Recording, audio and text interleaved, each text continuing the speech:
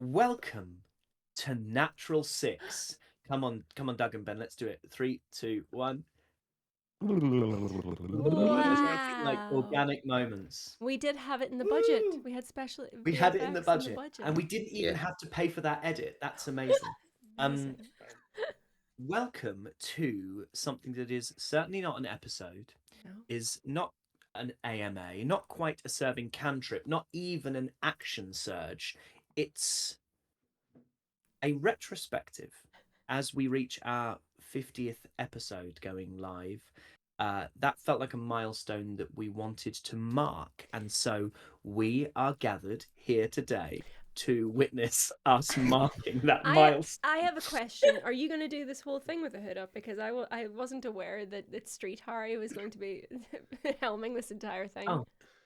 Oh yeah, no, cool. I just thought I didn't need to adhere to a specific aesthetic standard in order to just be Ben, with my no. No. Can I Ben, put no, my I can see you doing it. Stop no, it. no? I'm gonna Are we put. all I'm gonna put my wearing little. a bit of I got this. merch? How many Yeah. colours? How many colours did you get, Ben? I got two. I've got these little East London beanies. I love an East London beanie. Where did you get them from? It's called. Do East you want London. one of them? Do you want one of them? It's like 'Cause so much, like genuinely so much. Because I I've already have got- my two. I have my idols beanies. What Two. colour would you like? I've got two colours. You could have the other one. So I've got this one and this one. Which one would you like? I will look like a Lego man in yellow. So you have the black one. It's called Raised by That's Society. great. Extraordinary. Not Thank not you. sponsored. I was saying to Ben earlier, he looks like he should be a barista in a cafe called the Lumberjack's Rest. Yes. What Yes. people don't Like- realise is we're not allowed to wear black when we film because of the black backdrop will Yeah. disappear. Yeah. So everyone gets Yeah. really excited when you can just wear all black without And- getting in trouble. No, now you And look thank like a you, Holly, for minion. giving- Yeah, you do a bit. But see, this is the thing. Ben can pull it off, not because Ben's handsome, not Oh. for that reason, but because he has darker Mhm. colouring. If I wear yellow on my head, I look very red. So I have to wear things that aren't too red adjacent. I will say now I hate it. Wow. Wow. I love What I this. want- I what I love wanted this to say- look. What I wanted to say in my capacity as anchor, host, and DM of this particular endeavor is that Holly mentions wearing black, and we can't do that in the studio. And well, why are we not in the studio? Why are we recording this remotely in various bedrooms, dedicated streaming spaces, and what I can now exclusively reveal is my downstairs toilet? We are doing this because Happy 50th. we are. Are you literally on the toilet, Harry? Yeah. Doug, if I was, why would the door be behind me? Look, You've gone full. What kind of psychotic plumber? Yeah, of He's course. sitting I'm cowgirl sitting- style. I've It's seen- possible. I am yeah, sitting I've cowgirl style. seen some weird shit, man. Laptop We know. here. Like, We know you tell us all the time. All the time. I've got my laptop on the cistern. I'm you're just straddling. going cowboy. I'm straddling the toilet, Brent style. Yeah. Alex, Don't the refer reason to that it we as are sitting doing cowboy this- on the Alex, toilet. you're then. gonna fall. I'm struggling to reverse get cowgirl on the back out. toilet. Alex, this is the least cool thing I've ever seen anyone do. Alex, Oh, no, it's not. Alex, this No, is it's genuinely not. the worst moment I think has ever been captured on camera. Oh, no. It's not. Oh no. It's not. Alex, I also like that there's just like what I really like is that Alex's streaming space is like decorated by his professional achievements. So whenever he loses status in the context of his own success, which I like so much. It's like someone falling down and being knocked out by their own Oscar. So the reason that we're not doing this in a studio Mhm. is that we are. Is this when we're not like announcing this? We will have know this we will already. have said by now, but yes, we can reiterate.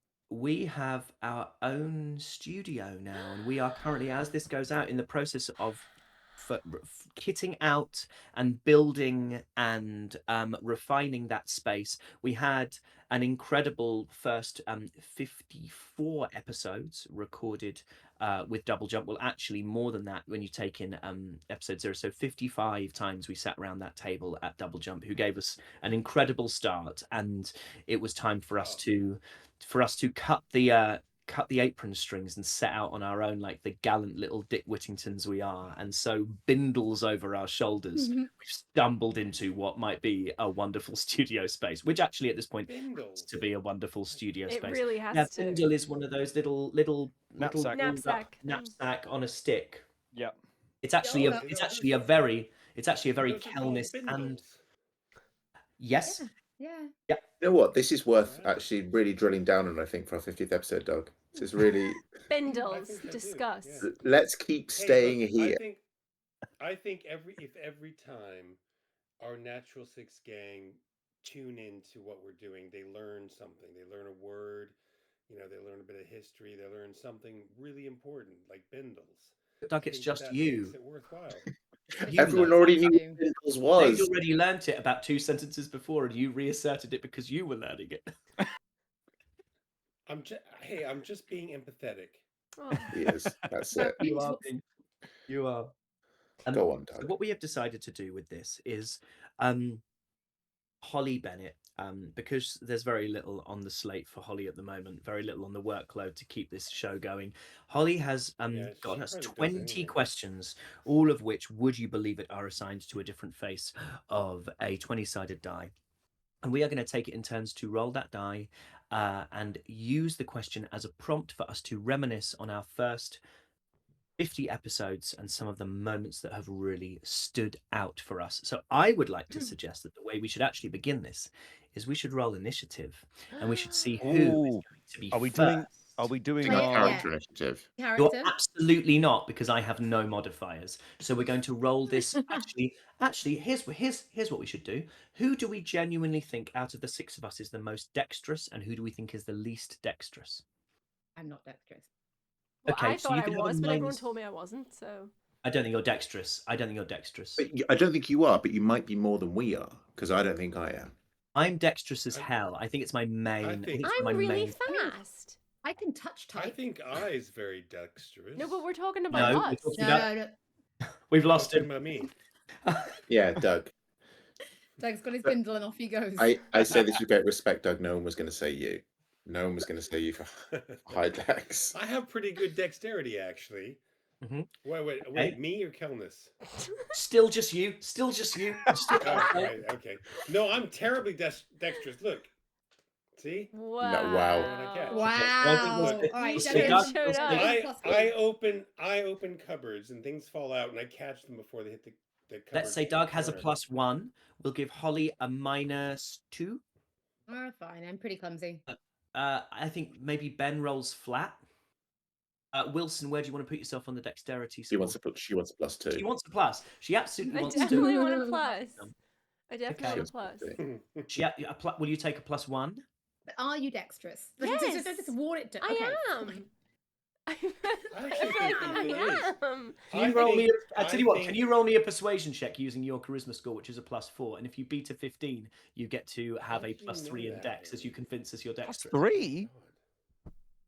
Wow, you have a +3 to your dex. Alex is gutted because Alex believes himself to be the most dexterous. Yeah, So I we'll do. go +2 for Yeah. him. But I genuinely believe it to be me, so I'll go +2 for me Nah. as well. Everybody roll Nah, initiative. I'm supremely confident in my dexterity. Okay, still roll initiative, bitch. I rolled it. I left it from when we asked to first roll it. Oh, good. Anybody get higher than a 20? What were we giving me? +2. +2? Okay, no. You'll regret that. Yeah. You'll regret that.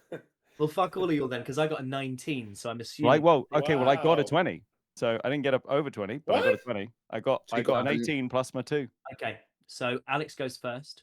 Anyone get higher than a 15? I got I a love it. 19. I got a 19 with my minus, and then I got a -2, so I got a 17. Amazing. We'll Nice. support for this +3. She's so genuinely disappointed. Anyone get higher than it? So it's going to go Holly, then Alex, then me. Who got higher than a 10? Yeah. I got a 9 plus. +3 is 12. And what did you get, Doug? 12. So Wilson goes higher because she insisted on her higher dex modifier. What'd you get, Ben? Got 5. Okay, so it goes But I don't mind. Holly. I'm too busy making lovely flat whites in my my little You are. wagon. It goes Alex, then Holly, then me, then Wilson, then Doug, then Ben, which I would suggest is close to the order in which we'll get cancelled, but not exactly. Right. Oh. Before we begin, Ben, may I request just that you just look at the WhatsApp group, and I apologize. What have you done? Oh.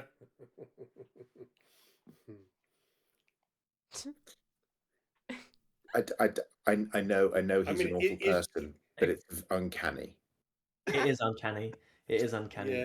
Like He's not a good person, but is your Right. point, Alex, that this dude is hotter than Ben?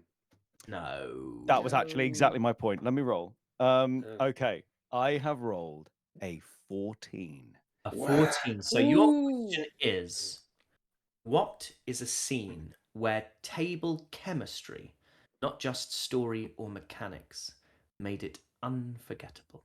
Okay, so between us, like You have as to tell in, you have to tell the audience as well. With I know. this Between Hmm. us as a party, would we favor that or anything with like an NPC as well? It's either us as a party or it's us plus Harry doing like I suppose Yeah, it could be. I mean, I No, would but I say, mean, I isn't would are say we a lot of talking these, as a lot in? of these questions are. I would say when it's there are lots of questions that are specifically about like you as a character or your favorite character moment, and obviously I can't really be included in any of those. So I would suggest that when it's something as generic as table chemistry, it might be nice for it to be something that I had some hand in.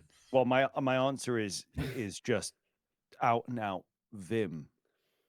It's the Vim Oh, moment, man. Vim. It was oh my like it was God. fucking superb because it was just the perfect weight of comedy and like genuine fucking heartfelt shit and like a real moment in there, right? And it would not have flown like as well as it did if it hadn't been for the amount of chemistry that was at that table in that moment. Mhm.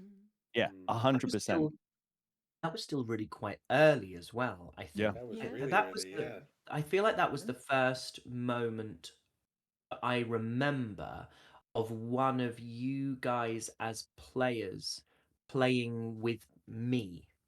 Mhm. And those have happened lots and lots now, sometimes in very silly moments and sometimes in very serious moments. But that was probably only what, like episode 7? Yeah. 7, Yeah. I think it was. Yeah. That was early on. I And think, that was one that I remember being excited for the community to see.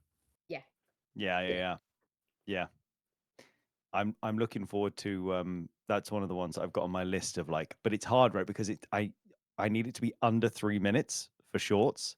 So Yeah. every time I've gone to it, I've tried multiple times to try and make that work. And every time I go, it doesn't do it justice. If I cut loads of stuff to try and make it fit, you have to just let the whole Let thing it play out. breathe. Mm. Yeah. Mm. It is a real fine vintage.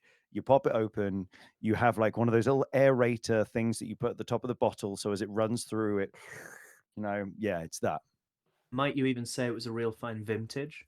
Oh, fuck. How did I I tempt fucking you? miss that? Could I tempt you? Could I tempt you? How did I miss that? You know, I'm guys, actually now quite disappointed in this is myself. all reminding me just very slightly of something That about those things wine. over the shoulder are called a bimkin. Oh, Is that? No, I was thinking more about fermentation and you know orchards and things. It's just reminding me of wine and aging and you know how we all become what we're meant to be eventually.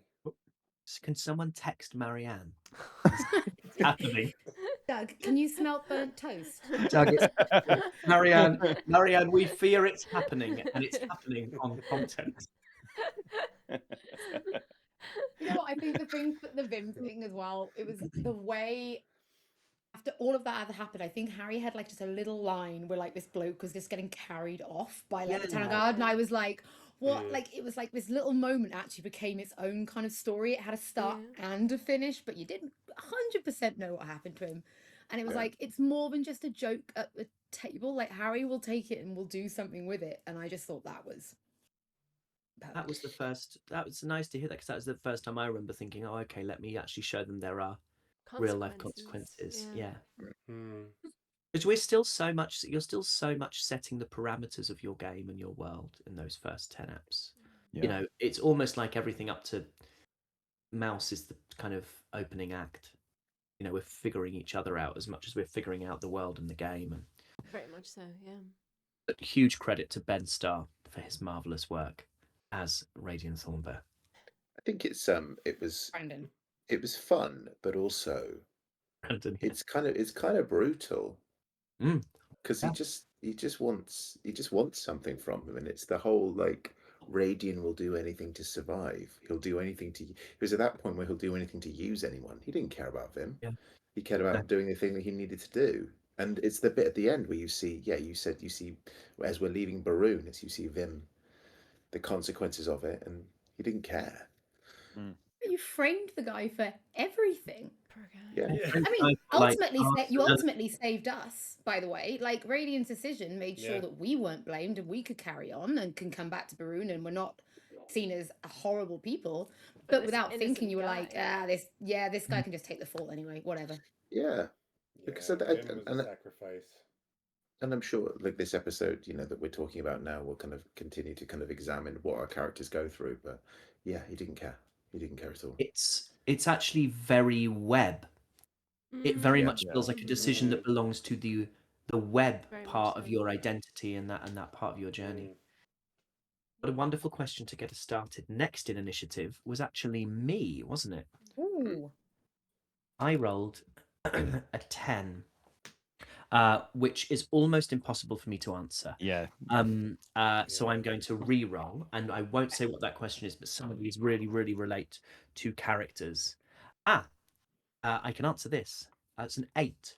Which relationship between characters has evolved in a way you did not expect when the campaign started? I think what has emerged that I really didn't anticipate.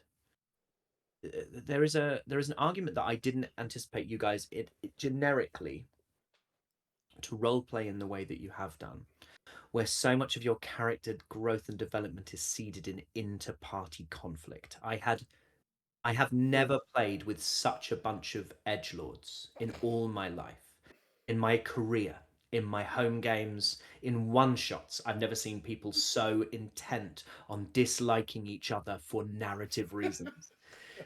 So that is one thing, and I remember it. There was a point earlier where it worried me. I was genuinely quite worried for a bit because I didn't know. I also didn't know how well you guys, because we were all still learning each other.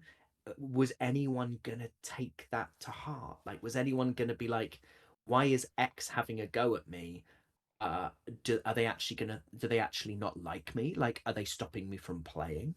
But you all handled it with such consistent, insistent ease, that you've very much got away with it. And I actually think it's something that is quite unusual about our table, is how deep we are in and how confident we all are in playing characters who don't always like each other or don't always communicate in ways that allows you to tie little neat bows. If I have to pick out one dynamic which is at the other end of the spectrum, which I didn't anticipate, it's I wouldn't quite say paternal, but the relationship that's emerged between Elwyn and Kelnis. That sort of gentle, mutually respectful, very different speeds, very different um very different outlooks, but a sort of shared kinship about forest and community. And I found that dynamic really interesting and rewarding to see play out at the table. And we've only had moments of it, but I'm really, memory that is so vivid for me is you two sitting on a fallen tree in the mists, looking out over Seren. Those kind of moments have really surprised me, and they're moments when I as a DM can just sit back and let you guys take these little kind of microcosms of who you are, these little pockets of story, and just kind of wonder with them, and I can just be an audience member. It's a lovely thing. I think Doug and I were saying this, I think, after, I want to say it's episode 37, where I had a hissy fit in the old arc. It could have only been Kelness. Yes. It couldn't have been, like, I don't think, like, I suppose I could have, but it would have been more about, again, I has this wonderful innocence where you can't possibly hate him, but I don't think he could have explained it well enough to have, there's just something about Kelness, like, I think I've described him before as like the only person that successfully ever told her she's wrong. Probably outside of Eden. So it had to be Kelness that came and got it. Yeah. Like, Yeah. it's that's the relationship. Yeah. And how do you feel about me labeling you a bunch of edgelords? I mean, does anyone want to dispute that, or are you? Do you know what's Honey, interesting? when the shoe fits. What's interesting is that I feel like Yeah. I I don't know spent. who you're talking about, honestly. So No, I'm certainly talking about 3 of you, and sometimes 4 of you, and occasionally all of you. I feel like what's so interesting is that I feel like I spent so much of the early episodes kind of looking at you going, like, that kind of thing of like, because of my character, I was there going like, I didn't know in that moment, like, how do I position myself in this? Because that's my character wouldn't and doesn't have that sort of thing in him, right? So it was, I just was kind of there at the beginning going like, how do I fit into this? How do I fit into this? I need to try and figure out what do I In do? a sense, that's been I's role in a lot of ways. Like, I is almost the person who fell through a portal into a fantasy world. Mm. Now, He's do you know what I mean? Hyde. Yeah, He's a like, Mary Is it Sue. Hyde? Yeah. he's almost the audience's way into this world, because he doesn't know anything about anything really, or at least he's such a, I've probably said this before, but that whole "if a lion could talk we would not understand it" proverb, I's world is so different to the world of the rest of you, that in you guys having to sort of help him understand the way the world works, he becomes a conduit for the audience to understand the way the world works. So, I mean, he's had his flashpoints. Certainly had his flashpoints. He's the only one out of us that I- stabbed someone's eyes out, so Yeah. Yeah. Mhm. Oh yeah, yeah. You. It was like a Yeah. little, you had like a real little moment where like I got really nasty and vicious. Yeah, and it was real like, nasty. Yeah, it "Oh," and I was think the- all of us felt like, oh, all right, for one of Yeah. us to be an edgelord. I was like, It was the like first this. moment of him going, oh, I am protecting these people with a feeling that is a bit more than just like duty and obligation, and this is Yeah. what is Yeah. done, but it's with a sense of care. Yeah, and that's and you. I would say you carved that that dead girl's eyes out with a sense of care. And when I really, Your Honor. because at first we used to go out after sessions, and every now and then we'd get, as we often did, in like fist fights with the general public, because Ben would be like, have you not seen my work in Midsummer Murders? I'd start shouting about my work in 2 episodes of Doctors playing different characters. And normally we would leave it at that, at fist fight, and then the point at which I realized I really loved you was and like started Yeah. wailing on people. the point at which I realized I really cared about all of you was when I cut that guy's eyes out. So I Yeah. get it. Yeah. I get it. Yeah. It was a real life imitating art. I think we were able Yeah. to sort of work through that moment at the table. So thank you, Alex. Cathartic, innit? I It think is we'd be so sad if like all of us just being little edgelords, you like it rubs off on I, and it's like, no, not the learned behaviors. Please Yeah. stay innocent. Don't let us ruin him. Nah, couldn't. Right. Holly Bennett. Okay. Out of 15. Ooh. Oh, What was a moment where you realized the stakes had fundamentally changed? I had 2 for this, but I think one's a little bit further in and one's right at the beginning. So I'll go for the one right at the beginning. It was, I think it was Divine Smite. And I took a hit from Jasmine and I thought, fuck.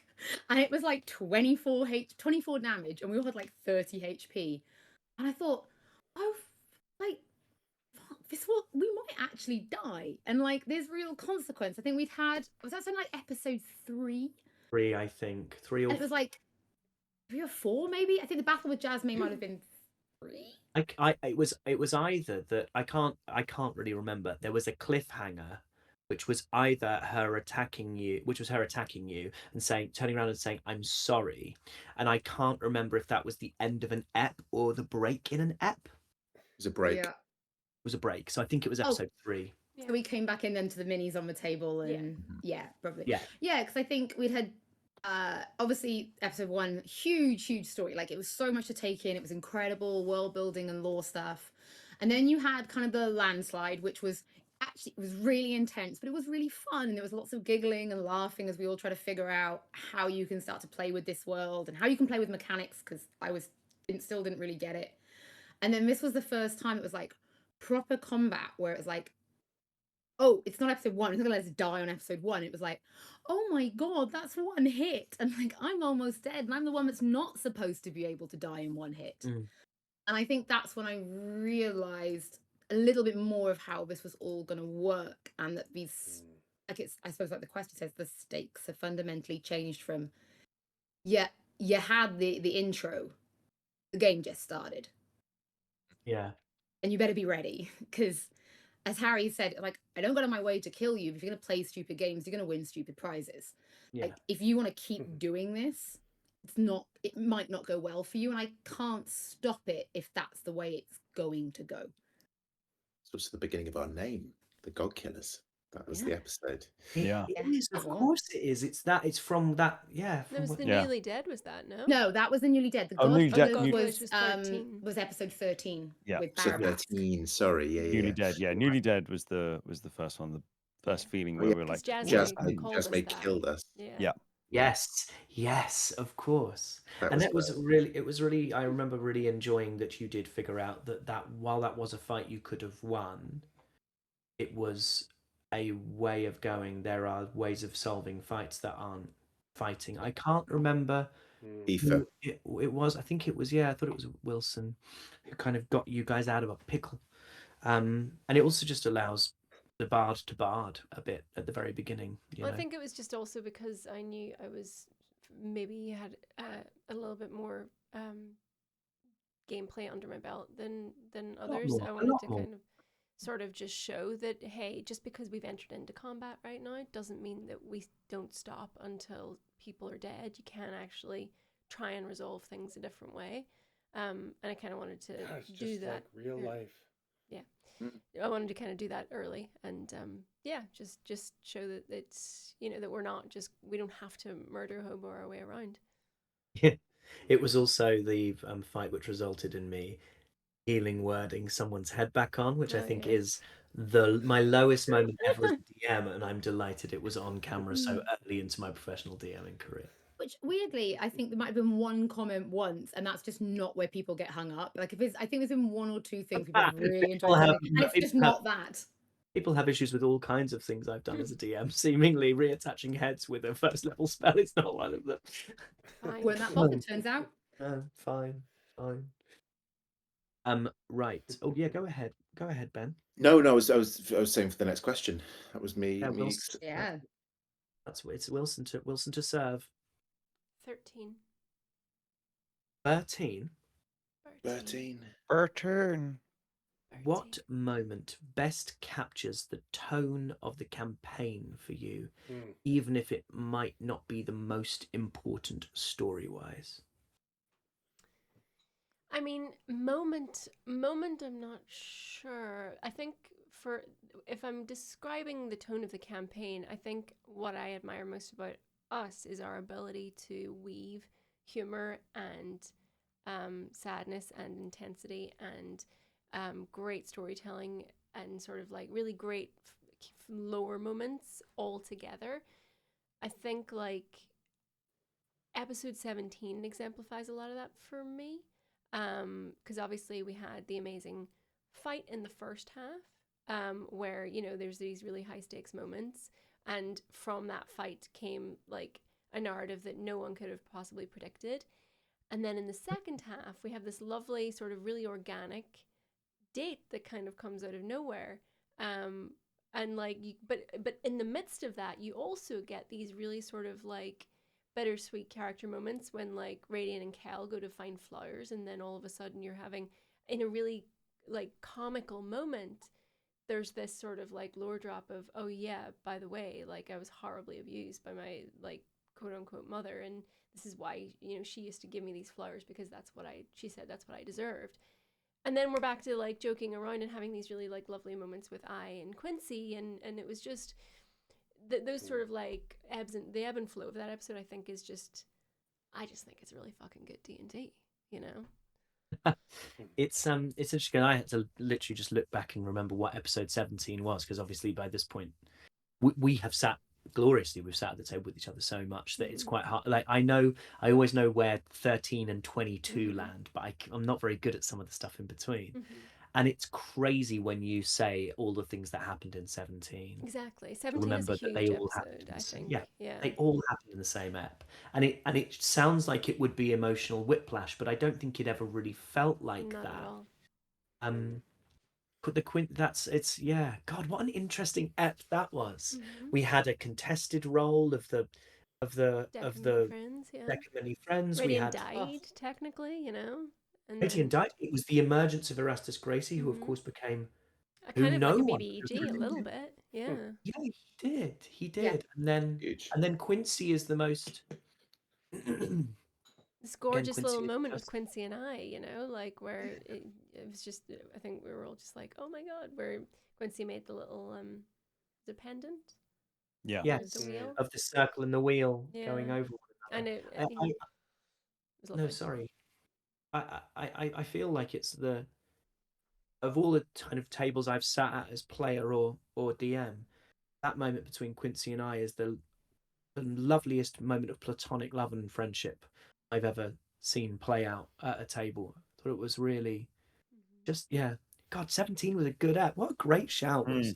Really good 17 was a shout. wild ep. I also think it was an episode with I, especially with Quincy. I think that's when I learned more about I and how he fit into this world and how he fit into this group and just what I was all about. Like an awful lot of depth into Little Kobold, and it was an incredible, because it wasn't planned. It wasn't like Harry had some character side quest planned. I think Yannick felt like an entire side quest, really, and then actually some of the biggest moments came out of a couple of episodes in Yannick. Like it was kind of wild. It was the other one where I was like, what's one moment where you realize the stakes were higher? And I was like, it's gonna be the Jasmine, or I'm gonna say the battle with Yarko, because it was like, fuck. But I especially, like, that episode was just, it was kind of eye-opening for I suppose. But then again, it was like just classically us to have that, and throughout that was the fucking drawing. That's exactly what I was going to say. And the Like- whole time he has a series of disgusting drawings that Dolly has done. I'm so pleased. I don't know what's in them, because in my head, how they look is so specific and so like utterly unbroadcastable. Definitely, and also yeah. Dolly got really carried away. And we've seen that Dolly is a good artist, because by this point we've had episode 50. 50 has gone out. And is 50 is, I can't remember if it's 49 or 50, where we see essentially 50. the characters having drawn themselves. So we've just seen that Dolly is capable of kind of artistic realism. So quite what she decided to do, and why she decided to do it is even more rich now in retrospect for me. I would have had shading and everything. Like it would have been, do you know what I mean? Like it really well done. But also, tasteful. was this not done before? This was done before the knowledge of the hemipene as well. It was long before the hemipene. Long before the hemipene even when hemipene was just a twinkle in my eye. Oh god. No, in my eye. Something was twinkling, that's for sure. If it catches the light correctly. Doug, can you roll for us, please? And let's see what question you are given by the dice. 15. We've had that already. That's fine. Do you have a... No, I don't think so. Like, what was your moment where you realised the stakes had fundamentally changed? I think...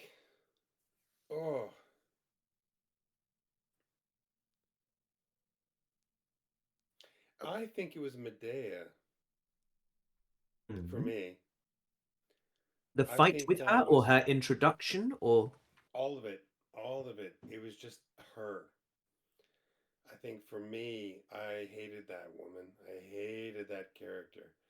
And it, for for Kel's personality, she's like the exact opposite of everything that he is. Um, and as a player, I was just pissed off that she was just getting away with so much shit. And I was like, God damn it. And then I I can't remember exactly what happened during the fight, but there were several moments where I was like, oh shit, man, one of us might go down. And Mm. and I think somebody did. I can't remember now, but yes, people did. that was the first fight where I felt like in game, I was like, oh my God, oh, she's doing a hell of a lot of damage, and Yeah, this is not good. And she's absolutely nasty. yeah. It was before. It was long before I'd seen this particular clip because I've never seen the film. But it reminds me, Medea reminds me so much of this clip that has gone viral multiple times of Rorschach in Watchmen when he says, Yep. "Is your problem? You think I'm locked in here with you, You're all locked in and here with me. you're all locked in here with me." And that's how I think about Medea. That she's gouging people's eyes out in the dining hall. She's stabbing people in the neck because they looked at her wrong. I remember the particular from the Medea fight, the the dominate person on Dolly, Oh yeah. Yeah, and Yep. Dolly that being was forced to terrifying. attack, and I loved how much Aoife committed to it and burned like the highest level spell she had, because that is what the dominate, When? that is exactly what it would be. There was no sense of like metagaming or trying to Mm. pull punches, and then Then Endelian as she was then slammed her slamming her into the head fucking into a thing. crate. Um, but yeah, Medea, I feel like is a character who has had a tremendous effect on the party, even as it pertains to your views of who the web. Every time discussions of the web come up, one of you will always mention that Medea was in the web. That's what the web is. The web for some of you is Medea, the absolute worst excesses of the kind of ultra violence. Um, and that is why that was why it was such a frightening thing. Mhm. She's career web. Yeah. Ah, I, Like I, that's Oh, The someone she's love of not the who even. game. The love of the game. I was yes, about to yeah. say, yeah, I think it's absolutely, even more I love than that. the It's game. it's more Absolutely, than career. It's like someone who would be the web would be like, please feel free to leave, and she's like, no, no, come on, give me something else, give me something else. yes. Yeah, yeah, yeah. I don't think that. I don't know if I ever had this canonically in my head, but I don't think there's a price on Medea at all. I think Medea can probably live whenever she wants. I feel like I think Medea would have she been could just. born into the web. You know, how you can have your Mm. time price can go down in generations. I feel like she was born into it and I th- it's past and that's all she knows. And now you live it. I think she got into it because she was from Ponvin, and she poisoned a well, and she watched people pull water from the well and die over multiple days because she just wanted to see what it was like to kill people. And in my head, that's probably how she fell in with the web, because I think she would have heard that the web existed and went, "Oh, I want to do that. I want to do that then." Like So it's fucked. voluntarily being like, yeah, I'll be the person who just goes around killing people, and I can see what it's like because it's the only thing she's driven by. In my head, she's friendless, familyless, she's sexless, she's got no drive, she's got no desire to connect with the world in any way other than taking lives and seeing how that makes her feel. I should have kept her alive for longer. She's so fun. As characters we have, she is living rent Yes. free in our heads. Oh yeah. Yeah. Are we sure she's sexless? Well, In my head, she doesn't have. In my head, I think she could be. A reference for her a little bit was Lisbeth Salander, actually, from The Girl with the Dragon Tattoo, who definitely is not a sexless character. I think she has a raw, primal id driving her, which could, if she was interested in it, lead her into that world. But I think she wouldn't be, if it was like, I want to have sex with someone and then kill them, she wouldn't be particularly interested in the sex, but she'd be interested in what the sex did to the moment of killing that person. Mhm. Like Yeah, everything is just a drive It's all towards the moment of psychological. taking a life. Yeah. Yeah. Yeah. Go on, Ben. Square the circle. Let's get your first roll in, baby. It And is. I'll have an haute cortado, please. It is a 9. A 9. Ooh. This is a perfect question for This you. is the most radiant It's the coded most question. radiant question ever. What was the most fun you had at failing at something? Fails a lot. It would be getting the nat 1 on an insight with Trusk. Yeah, with trust. So I glad you forgot mentioned about this. that. That was Yep. so Very fun. fun. So glad you Yeah. said this. I love it. I think it's a really good example of having fun. We are very clear about our intentions about nat 1 on an insight, and we're very committed to the playing of it. I mean, it's the same. There's two that happened. One is a lot more violent. One is the one where I thought that I was giving me, was it that I received it? Yeah, I did a thing. I Yes. received a nat 1 night. That's when I attacked the person thinking that they were in danger in That was episode it was when you were in the forest, you'd in the fought the forest. Glome who had you didn't know they were Glome yet, but you'd fought Yeah, the Glome who'd taken Dolly out with arrows, and yeah, you had mind spiked for the first Yeah. time, and then you yeah. were waiting in that clearing and the dwarf turned up and I told you to be quiet and you thought he was saying kill them. Oh yeah. So I attacked them, but that was a close second. But no, the best one obviously is the thinking that Trusk fancied me, Yeah. but playing it like I don't want this to get in the way of our professional relationship, you know. So And I cute. Yeah. think it's a lot of fun. Um, I think that like Radian's impulsive, I really enjoy the character because he will just do stuff, and having permission to do stuff and allowing the dice giving you permission to do stuff, instructing me, saying it is the rules of the game dictate that you have to do this is great for me. I really really like it. So yeah, it was fun to play. It was so stupid. It didn't have massive consequences on us, which was great. But it was just a real kind of fun bit of role play amongst a lot of other very, very serious things that were happening. I've never played with someone who chases failure like you do as Radiant. That you have always intentionally been driven by what you think is narratively interesting, and that has often meant not just being unafraid of your character's statistical weaknesses, but actively leaning into them and leaning into them over and over again until something changes, and it's that change that becomes opportunity for growth. In a sense, hypnotic gaze felt like that to me. Like hypnotic gaze was this sort of this tent pole of who of or this keystone, if you like, of who Radian was as a wizard, and Right. it never worked. And No. then it worked, and you don't really use it because it was like, well, okay, Yeah. great, I said I could do it, Well, but it's there's because been also so of what much it more. represents, you know. Yes, yeah, yeah, for sure. And also that it allows you to, I don't think you began, if you did, you certainly didn't tell me. I don't think you began session 0 uh, with the significance of hypnotic gaze as it currently sits. But but through an openness to failure, you then go, well, maybe that's almost that's the dice helping me tell the story of my character. And so how can I make that part of him? Failure dictates everything that he does, because in session 0 it is Radiant's failure that is the most obvious to everyone. You know, Mm. It's the turning to stone. It's the doing the thing, and the hero moment that goes wrong.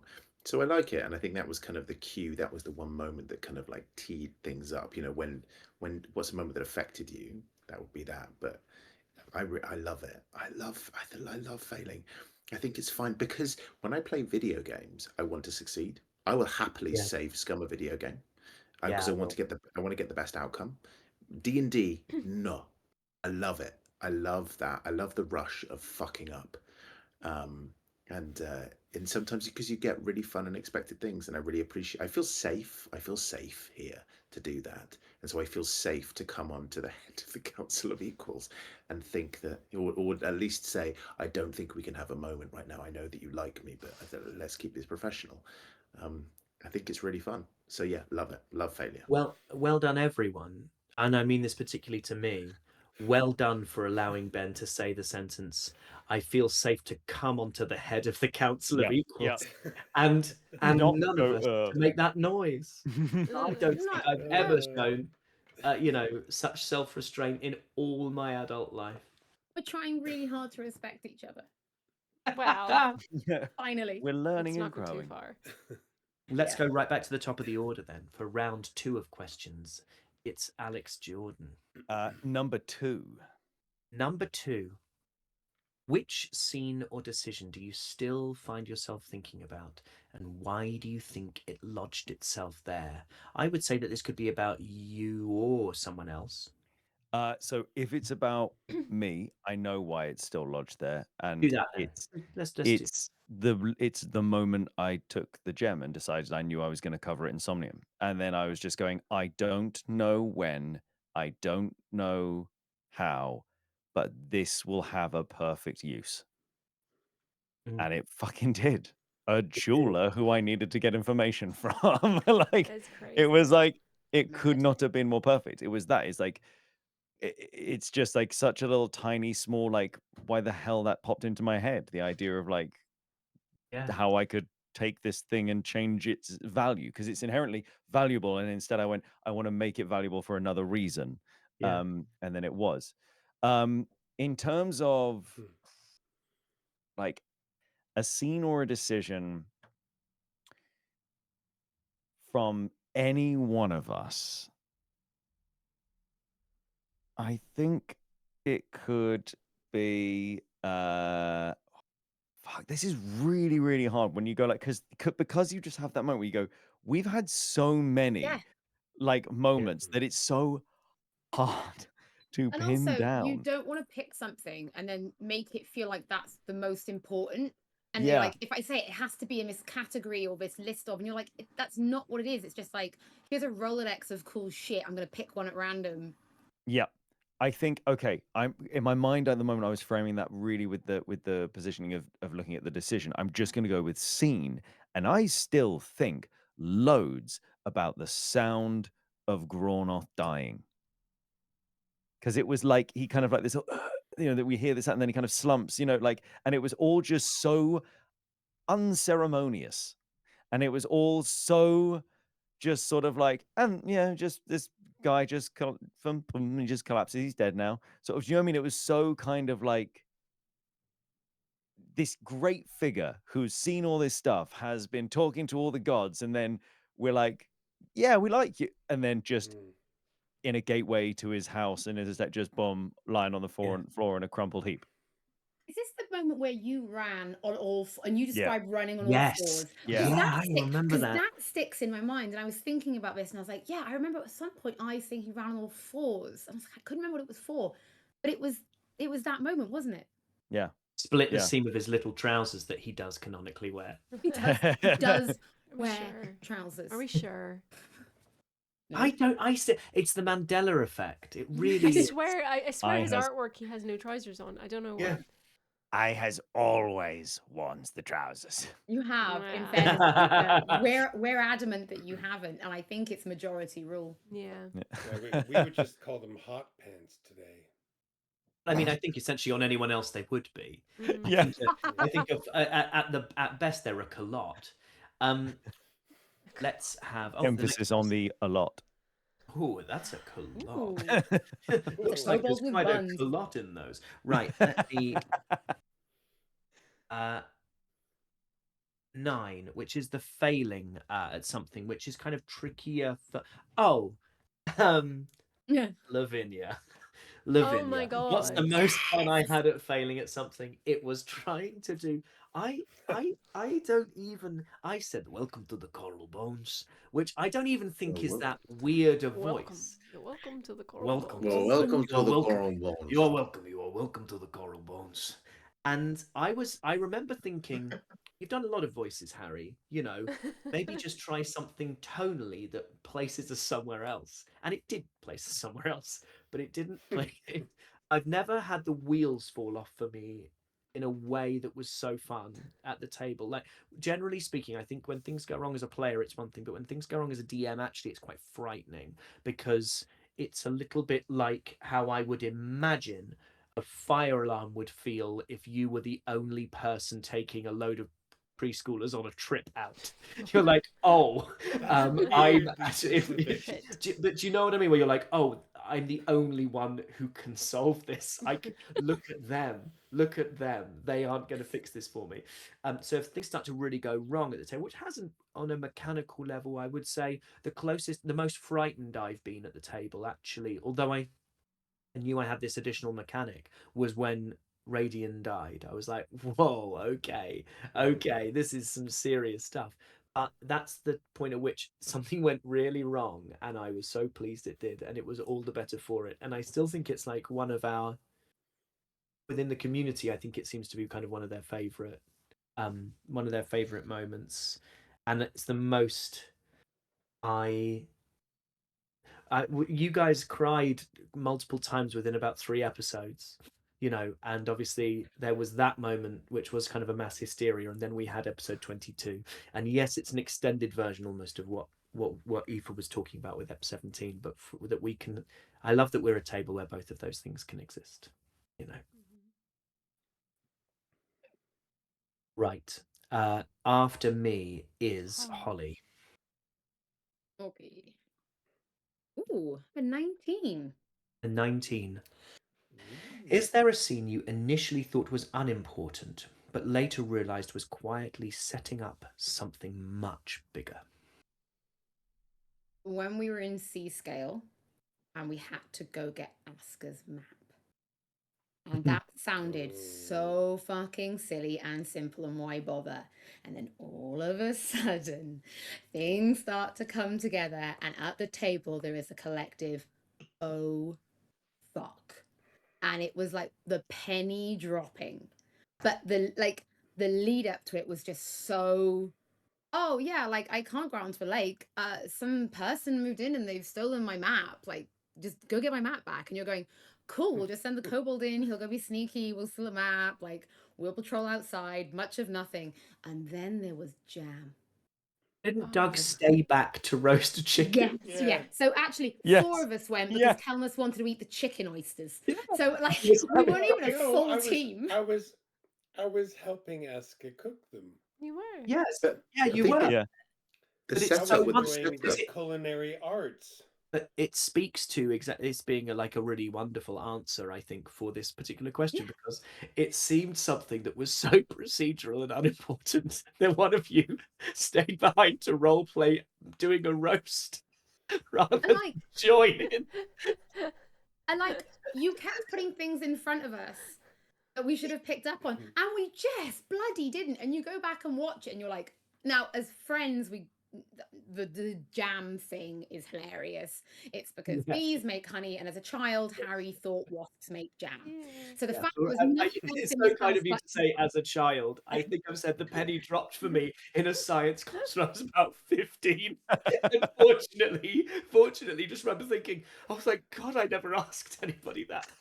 I'm like 1 year away from being able to legally have children, and I've just figured Oh out my all by God. myself that wasps don't make jam. well, we didn't figure it out at all. But like, there's just stuff everywhere, and we found the book with names in, and like there's wasp husks all over the floor. And I think is it the red string, Ben? I think that's when you were investigating that, and it was like String. fucking get away from that string. We are in so much trouble because Benjamin Starr has done something terrible, and I don't think he's told everybody what he's done. But we as characters are about to find out.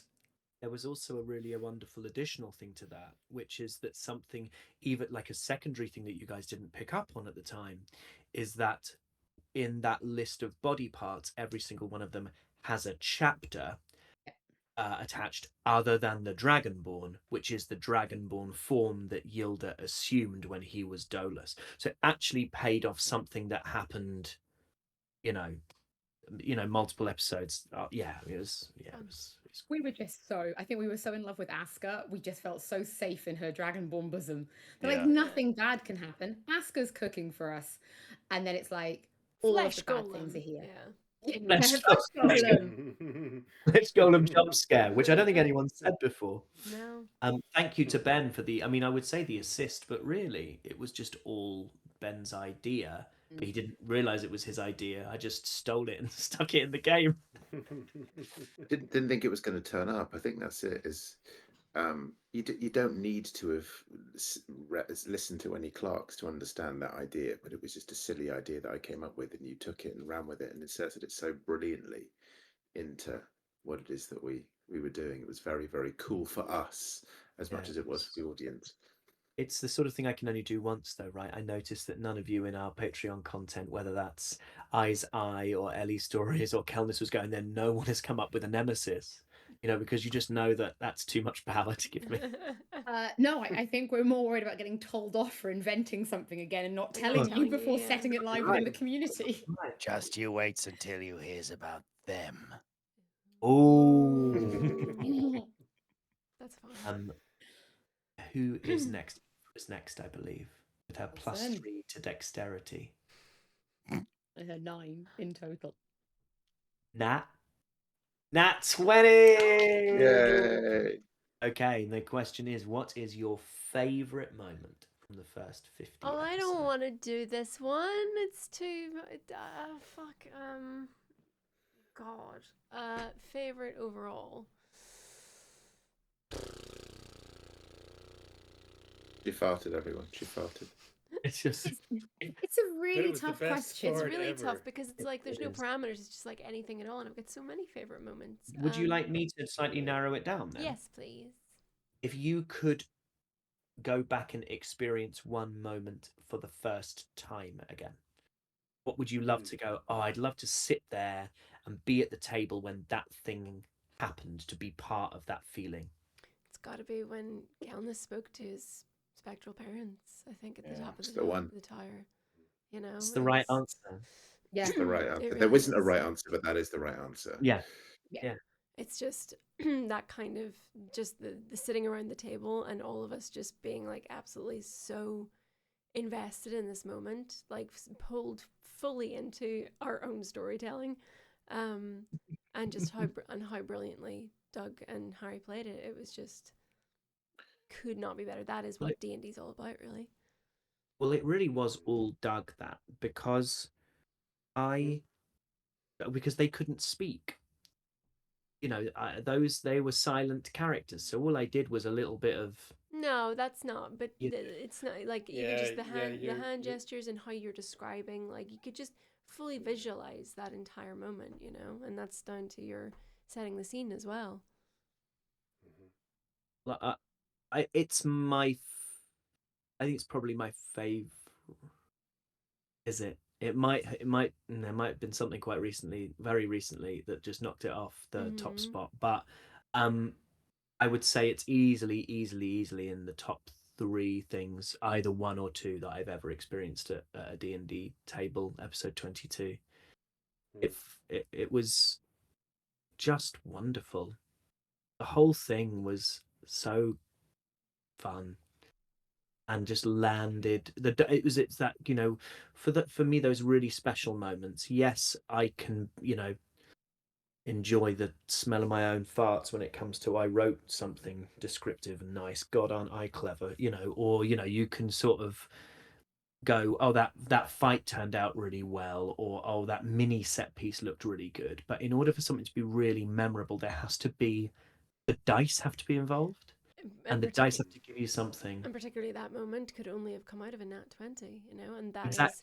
that's what makes it special, and that's how everyone at the Yeah. table and how everyone watching knows it's special, because it's like it's this perfect, like perfect storm of these individual things aligning and coalescing to create something wonderful, like not just a nat 20, but you know, these like just the moment, like Elwyn saying, Kel, do I, like him being like, stop, no, like his parents coming towards him, just Doug's wonderful responses in the moment. Like you can't, it's D&D's one of the only places you can experience something like that, and that's what, you know, it's fun. Can I also say, in the lead up to that, like all of the things that were leading up to it, there was a dominate person, I believe, on Cal. Was it dominate person or something like that? Something. It was Yes. something like that, yeah. It was a dominate person which we pulled Rebulast to stop happening. So we Yes. pulled from the deck That's of why many we pulled friends. Reb's card. So we pulled Reb's card to stop him from being manipulated, which meant he was able to call out, do the nat 20, do the thing. So it's that insane string of events to happen to get to that happening. And it was everything coming together. It was the role play, it was the fighting, it was the dice, it was the mechanic that we invented at the beginning of the game that enabled Yeah. everything to come together for this amazing thing. And then at the same time, it was like Rebulas coming in and then us learning, being like, I'm from the Shadowfell. And we were like, Of what? course. Yeah, because that was like the Got first that. time, because you asked her Got that. questions. Yeah, Oh, It's the first time you spoke to one of them. So good. Because Yeah. also we didn't in fact you'd had you'd pulled from the deck before, because you'd had Abu, That's who right. also in that don't, same don't. Who just in that deleted a Sabanzu's guy. was delete, wild. exactly, just deleted a guy. And Sabanzu still, I think I Sabanzu have. was Oh, Sabanzu further down the tower? Yeah. Yeah. yes. It was yes, further, yeah. Megavax. was in the, so there was the room that you came, the level that you came in at, where Yilda was, and then it went upstairs to where I kept surprising, and then there was an empty throne room, and then there was the top of the tower in the Yeah. storm. And we Yeah. rolled dice. We rolled dice to see which person he'd take, not knowing that was what was going to happen. Can And you I think I rolled for one person, Yeah. someone rolled for another, and they took the smaller guy, not Segabax. But like, wild. Imagine. I still think about like what. That's when I was like, I still don't understand these cards. Like they've helped us a few times, they fucked us a few times, but like I'm sure we'll be okay. And then that one came up, and I was like, oh my god, we're playing Russian roulette with these cards. And at one point we got real card happy, but it's like if there's shit like that in there, like, oh, we have to be slightly careful. Yeah. I remember Abu and I talking about designing the card, and I remember when I can't remember whether it was he or I who suggested that ability, or maybe we kind of arrived at it communally, and I remember getting off the call and thinking, well, holy shit, I might have just ruined the game. Like I have actually potentially just massively, however far in the future it would be, have derailed the campaign by just deleting a PC. But Do you know what I think about the deck and where we're at the moment, right? Is we have to you kind of assume, right? You go, the deck of cards statistically will be pretty spread out. Yeah. We've had a couple of high numbers. So statistically, how many more high numbers are in there? So it's like, if we're pulling out a card and you're suddenly going like, fuck, what if we're trying to pull it in favor? Are we trying to pull it to negate someone else's? Or are we trying to pull it in favor of us? Oh, sorry. But suddenly you're thinking like, oh shit. I mean, there could be more high numbers in there. Yeah. Very well could be. But you're there going like, we just don't know. You could be trying to actually going, you know what, statistically, it's more likely there's some lower numbers in there, and actually a lower number would favor us right now because we were trying to change their role. Like, you start to think about it like that as well. Yeah. 22 was a really wonderful moment. Doug, roll for us, honey. Ah, look at this massive dice I've got. Whoa. It's gigantic. Very chunky. Yeah. Same size as your head. Ooh, 19. Okay, Already which had we've it. done before, but Is is there a scene you initially thought was unimportant but later realized was quietly setting up something bigger? Man, there have been so many of those. So many of those. Cool, moving on. Yeah. Yeah. Yeah. No, I do not deign to answer this. No, please, you have to, Doug. Otherwise, the entire edifice will crumble. I know.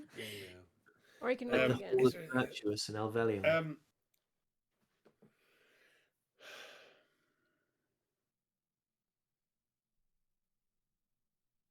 You can just roll again.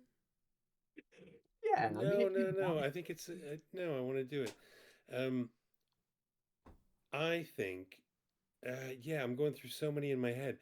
I think that there was that moment. I can't remember the name of the river. We were walking along on the way to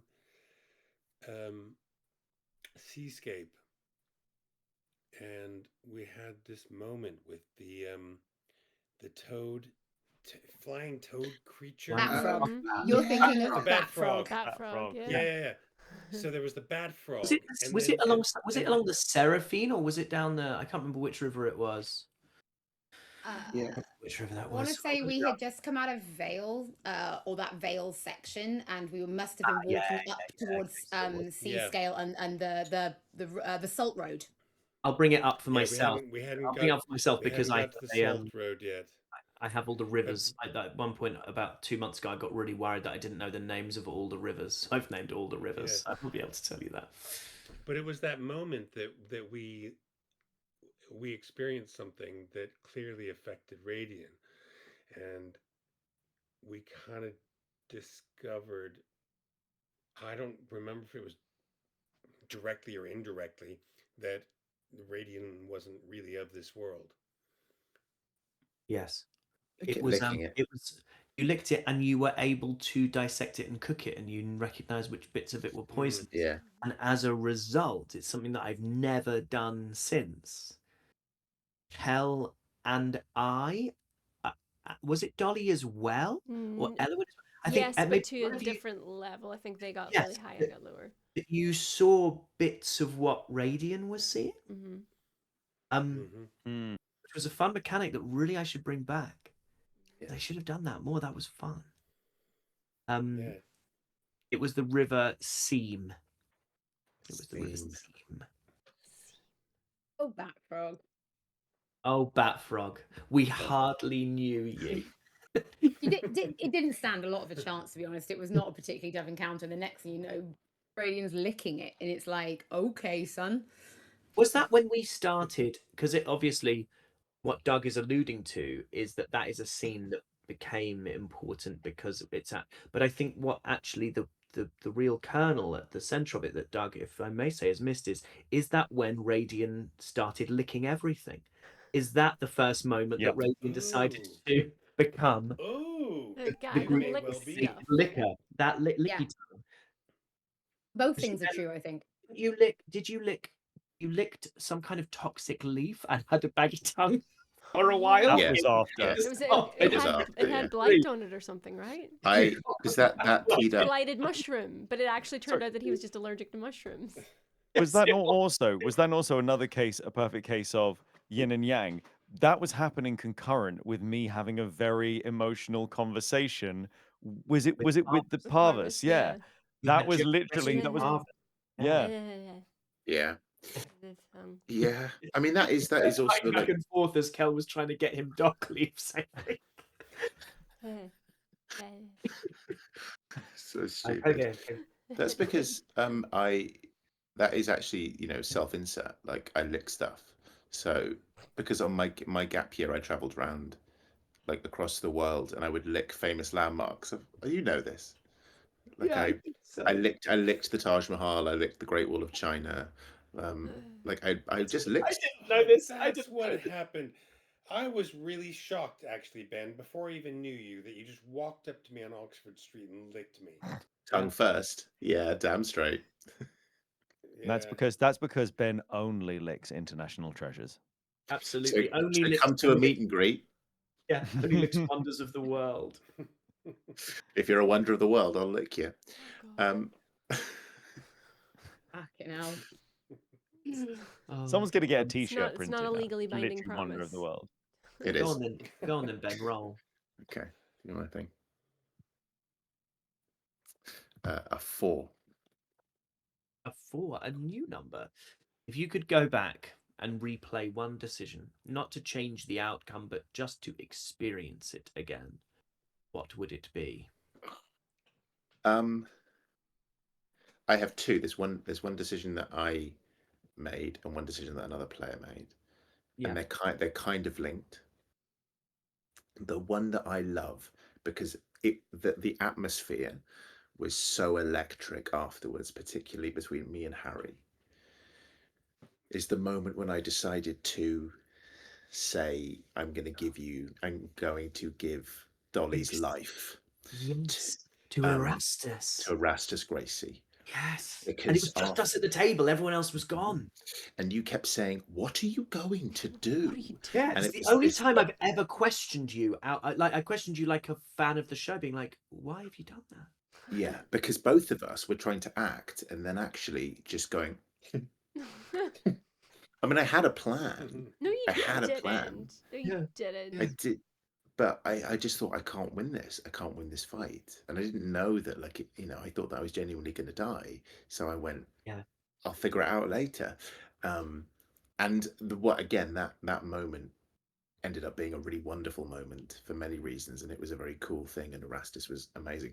But kind of linking to that exact moment, going back, another decision I would want to live again is Dolly pulling from the deck of many friends a second time and pulling um, Flaxy, flaxy, the Jaxie taxi. Flaxy the Oh, Tabaxi yeah. Taxi, Yeah. where I see that moment again, and the stakes couldn't be higher. I was dead, like I was absolutely dead, and you had to pull because otherwise, if you pull another low number, I'm dead again, Dead forever, yeah. and So scary. it was so It scary, was, and yeah, it was I terrifying. it was so beautifully bec- because of this idea of Dolly being great at cards and all of this, but again Yeah, it had of the course. repercussions, and then it was interesting the way that we played that afterwards, which was I wanted to die, the sacrifices that you've made, you're the reason Erastus is coming back. You should have let me die. Erastus is still attacking us because it wants revenge. It was really cool. But yeah, those moments where I was nearly dead and then I went, no, take Dolly. And then the fact that Erastus took Nox and Yes. almost took almost took Elowen. Yes. Yeah. That, I mean, And we that had was to so convince him not to. fun. So And fun that we like, had to go into the cards anyway. To try and, Oh, yeah, to you try and did. smooth all this Yeah. over, You the went rest of us into had to go in there. like God, that's you went wild. into the The fact that Yeah. it all was building for so we pulled Erastus in 17, and Yes. this was all the Haven arc where it came back around, and it was just 33? yeah, 31 I think was Trustfall, 31. but it was just so lovely that like Erastus sort of like is just in the background quietly menacing for so long, and then just starts to like come out and menacing us like more around the time that the whole Nox thing is kicking off. It was just really fun. It's also a lovely self-insert from Andy Farrant, who does kind of sit quietly and in quite a menacing way at social events. He would never place himself in the center, but he's there, hovering an omen of doom. And he'd absolutely love to be able to kill one of us. Like that would He be. so would. He so would. He'd have the time of his life. I am. Close. I just briefly, because we've talked about 17 a couple of times, but I just want to point out, like, for me, the reason I was so frightened when it happened was I was like, I'm going to do this thing where I introduce the idea of permadeath, but I'm going to introduce permadeath in a way that is so, like, not going to happen that We're gonna do it it will with just little be like, yarn whoa. dolls. I do a little what? We're gonna do permadeath with little yarn dolls. Yes, it'll be like Punch and Judy permadeath. That you'll be like, oh, imagine if that happened to a real person, though. Because the save on a Constitution save was a DC 5. You had a +2. You rolled a 2. You pulled the only. you pulled another 2, which I think is, if not the lowest, it's definitely the only 2 in the deck. So I was like, I could not believe that you did that. All you needed was a 3. And you would, and the whole idea was like, this was a DC 5, and you'd all go, oh my god, he nearly It's the died. fucking blood magic. It's just like it's Blood so magic. scary. Magic. Blood magic, baby. Right, shall we do one more round and maybe a little I don't know what we're running at, but let's do one more. We're at 114. So yes, that would be Right, perfect. Let's do one more round then. So we'll go Okay. back to the top of the order with Alex Jordan. 13. Ooh, 13. Sorry, 13. 13. We have had this one. I don't believe you've had it though. What moment best captures the tone of the campaign for you, even if it might not be the most important story-wise? Okay, I'm going to go with something here that is not necessarily, it's kind of tone, but it's more about us at the table. And it is the moment in the Old Dark where we split into 3 separate parties. Fuck yeah! Thank you for mentioning that. That was so on Oh, my yeah. mind. And It's Elowin the and best. Kel are off with one bit. Dolly and Radian are off with a bit, and then I's trying to get directions, but it's the way in yeah. which Oh, we yeah. just go, Oh, we yeah. just let each other Can you just cut go, to each us? scene goes bum, bum, bum, bum, bum, and it just cuts. And then it gets to the point where like sometimes at the beginning there's going, can we, and then that can we kind of ceases, and then it just sort of starts happening a little bit. And Yes. Yeah. it, for me, that's kind of tone as well, but I Yeah. think it's a bit of it's a tone, but it's also dynamic at the table. I think that for me is a really, really great moment, but also tone. I think tone is maybe the ridiculousness of getting after getting Medea out, and we've had this crazy fucking moment, and now we're just sliding down through shit. Yeah. We're I literally know. sliding down through shit, and I basically nearly die. I Yes. get down to like 2 HP or something, and at Yes, you that did point, I'm really like, well. no one's going to be able to. If I'm making death saving throws, no one's feasibly, realistically going to be able to give me anything to get me back up. Like, so, yeah, I think that maybe tonally, that sort of the yeah. That was inspired by an inverse of you know Johnny English when Yeah. Johnny Yeah. opened up a poo tube to get into a Yeah. place where he could have just used the door. Oh, God. Yeah. But it's really funny, and I loved that film as a kid, and I was like, wouldn't it be fun if I just made them go through a poo tube to get out? Yeah. I think there's a bit I'm not going to quote this verbatim, but Ben does a thing when he's sort of excited where his hands almost come up a little bit, and I remember that Yeah. bit be like, can you cut to us? Can you cut to us? Can you cut to us?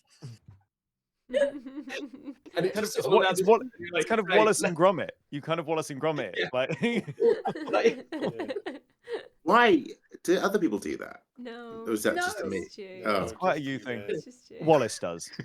yeah, Wallace. oh, Oh, dear. no, I do that. No, I do that.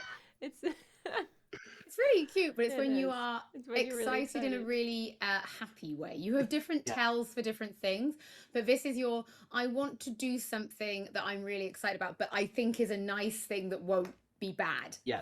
Yeah. This And is you're your really The excited to do opposite of something that the. yeah. I'm going This to. is your at the end of the day, all I am is just an oversized little animal. Like just going like it's Yeah. that kind of Yeah. little thing, yeah. Yeah, when you know you're good. So this is excited, not going to hurt you, but I really want to say it. This is it's going to be bad, but I really want to say it. You cover your face Yeah. before you Yep. do it. Yeah. Yeah, Yep. yeah, Anyway. Right. I'm going to run, and I got a nat 20. Yay.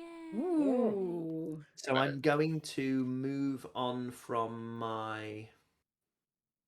Okay, I'm going to do a really selfish one. I was really pleased with how the visions of themselves went. And you stepping into that color and it being led by Alex and I felt like it was I felt like you got good rewards from a fight. And I know that doesn't sound like much, but I just really, it's very exciting when you have all this lore and you have no idea how to share it with your players. and there's so many things that you want to tell them, and so much that you want them to experience and get excited about, and to be able to give you some answers after so long was a moment that just felt. I've said this before. It's all like, but it's all for you.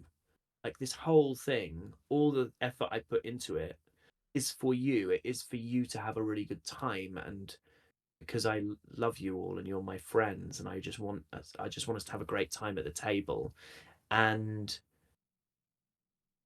it's like having put presents for you all under the tree and just being excited that I get to be there while you open them. My screen doesn't do it. Can someone else do it?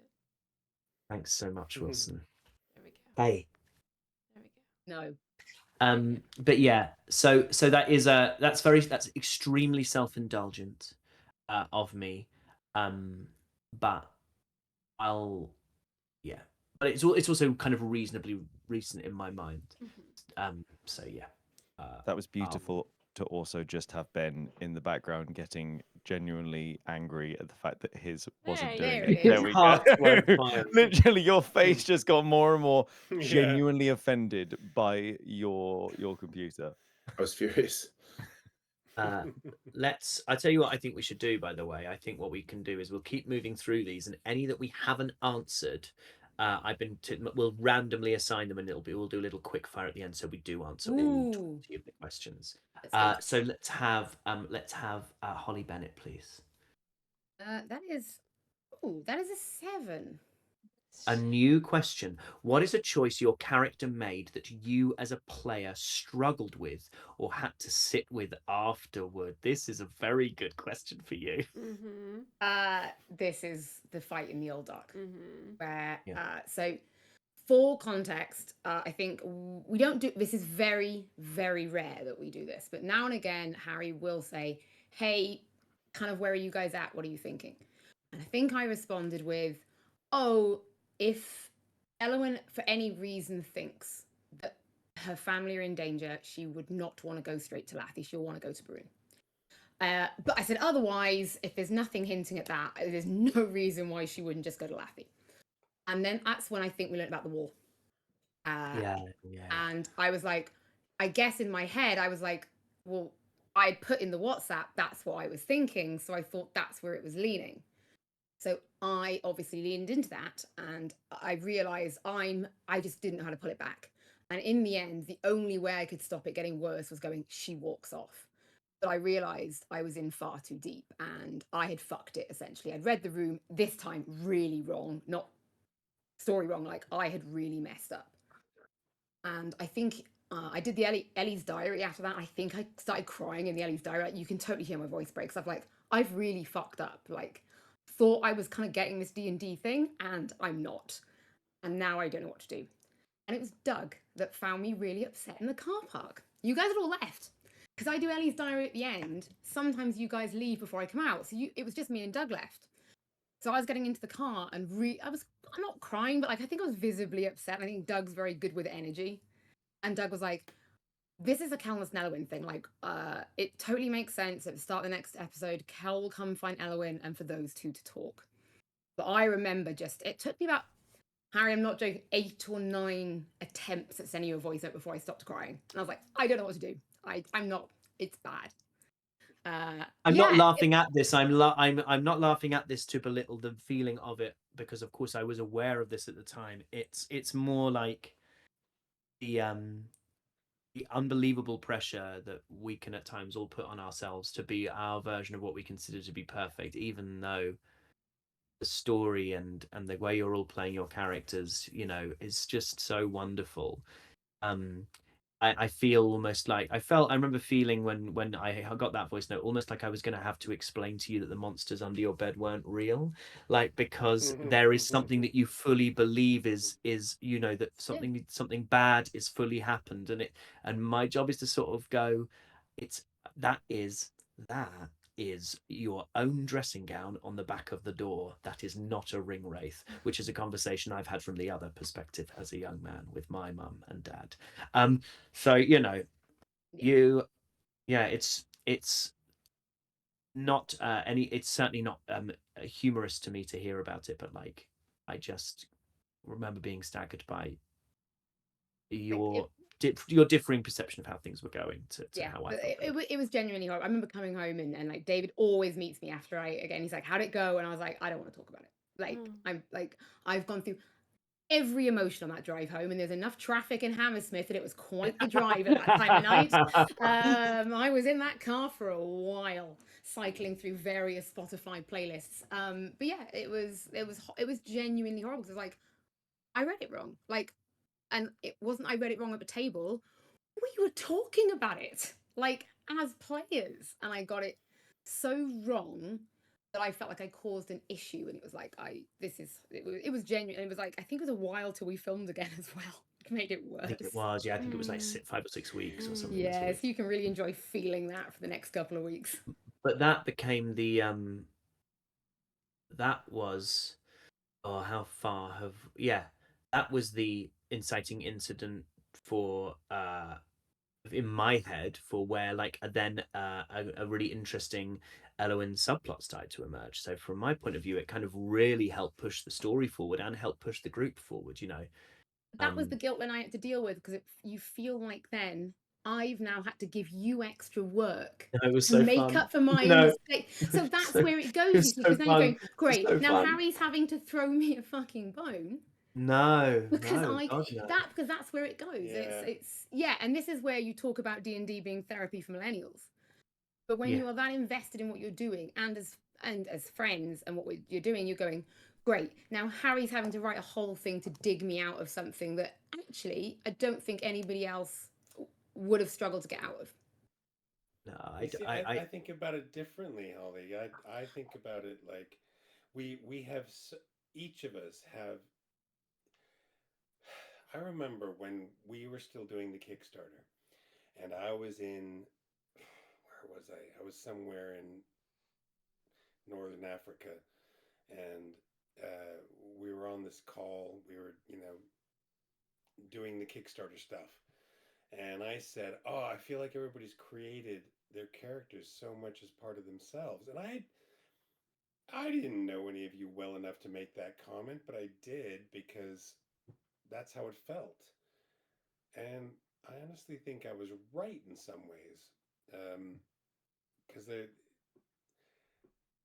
I don't know exactly what I'm trying to say, but we've all invested so much of ourselves in our characters that we make these decisions and we feel like, holy shit, I've just done something, and I don't know if I've blown my world up or if I've made an important decision for myself that's good, or if it's both, or if I've really hurt people I really love, or we've invested ourselves so much in these characters and what they're doing that making the decisions that we make with them, it feels personal. Yeah, it Yeah. does feel personal. And it is the brilliant thing and the difficult thing about self inserts. Because to an extent, everyone's playing facets of themselves. And some of you are playing like dominant facets of yourself, and some are almost playing recessive facets of yourself, if that makes sense. Yeah, well, thank you for sharing that with us, Holly, on this 50th anniversary retrospect. If someone could just do something really fucking fun and silly now, that'd be great. If you could just bring the energy back up. Well, go on Sure, then. we can. Go on then, Wilson. Roll your die. Let's see what you get. A 2. A 2. Which scene or decision do you still find yourself thinking about, and why do you think it lodged itself there? Oh, have we had this already? We have. Oh, let's roll another one. Come on. Okay. Yeah, roll another one. Let's see. Rules are just guidelines, baby. A 5. A 5. What is a moment where another character surprised you, for better or worse? Oh gosh. I mean, there's plenty of moments that surprised and delighted me with We've regards talked about several tonight. Yeah, we have. So I'm trying to find a different one now. Let's think. I mean, yeah, like betrayal to Erastus Gracie was pretty surprising when that came out. That's fine, and it was fun, so that's all good. Which you handled beautifully, by the way. My God, didn't you just? Well, I think one of us had to be gracious about it, otherwise there would be PvP happening. Erastus gracious. Very nice. Oh, I don't mind that, Very Bennett. good. I don't mind that one bit. Very I don't mind that one bit, I'm really Oh, delighted. fuck off. Stop that preceding me with Maiden your did. fireworks, you twat. I'm trying to think, because I think there was a lot of surprising decisions made, recently, but that we can't really talk about yet. Right, yeah. Yeah. So I'm kind of casting my mind further back, but we've covered a lot of really good stuff already. I don't know. Can anyone else think of anything? Here's one for you, Aoife. You. Did you surprise yourself with what decision you chose to make about the bag of holding? No, I always knew I was gonna do what I was gonna do, but I was pleasantly surprised that I was able to play it as because Dolly was, obviously for her, she would have been in two minds about it. I wasn't, but it was fun, role playing that a little bit. So it was fun when it came to I think it was Radiant asked for the bag, when we were kind of on our way there, and I was like, no, I'm gonna hold on to this if you don't mind. I'm really sorry. You're going to have to remind me what the significance of that was. I've genuinely completely. Is it because the sending stones were in there? No, it was because No. Dolly was tasked with delivering the supplies to the Gloam, and the Oh, rest of the shit, party didn't of course know about it was. It was know? the Yeah. first big twist Yeah. that we had. Of course.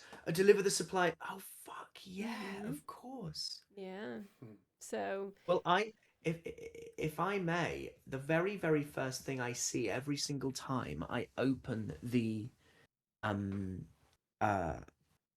document on which I'm writing the show, it opens with, I have Reliquiae at the top, and it says the heroes, and the first one is Dolly. And I see this every single time I open it, which is where is it? It says she doesn't actively fuck up the party, but certainly would consider it. mhm. And I remember thinking from that first conversation, not screwing the party over, but thinks about it at some point. Mhm. Was you didn't say I want to do that, but you Mhm. said this is the kind of person that she is. Mhm. And I'd sat with that literally as the third line of my notes since the very beginning, and I remember thinking, oh, brilliant, I'll make her be the one that has to do that, because that whole mouse thing was pretty much all set in my head before we started. That I knew was like the first big arc. Oh yes, God, of course. Because Dolly is so much like, I don't know, you're all very beloved at this point, but because Dolly has put herself in danger for the group, and Dolly has been through so much, I forget sometimes that essentially you could have almost become an antagonist Very, early very on. close to it. Yeah. Very, very Yeah. close to it. And it was it was fun to sort of, because we still now, and actually quite recently, have been getting people starting the series for the first time and going through that arc, and they do post comments in those episodes, in that episode being like, oh my God, what's going to happen? Because they genuinely don't know whether she's going to betray the party or not. And I'm like, it's nice that people thought that was a possibility, because that's what I wanted people to think. But yeah, it was never going to happen, because then she would have literally would have had to roll a new character, I would have made you play the least mechanically optimized Grenweird brother. You'd have been Torian for the rest of the. Oh Either that, or you could have been the old gnome teacher. no, I'll stick with my sexy tiefling if that's okay. Leave my tutor alone. Can I add one to this answer? And Sure. I think it's important because it's right in the first episode, and it's the moment when, because I was testing things, we were all testing things, and Kelnis was talking to Morgan, and he basically said, "I bet you can't climb that The tree, tree. the fucking tree." And you went with it, Harry. And this lovely NPC who was full of armor and carrying a great sword, was it? I Yeah, can't yeah, remember now. yeah. And he went and Great tried to sword. climb a tree and didn't do very well.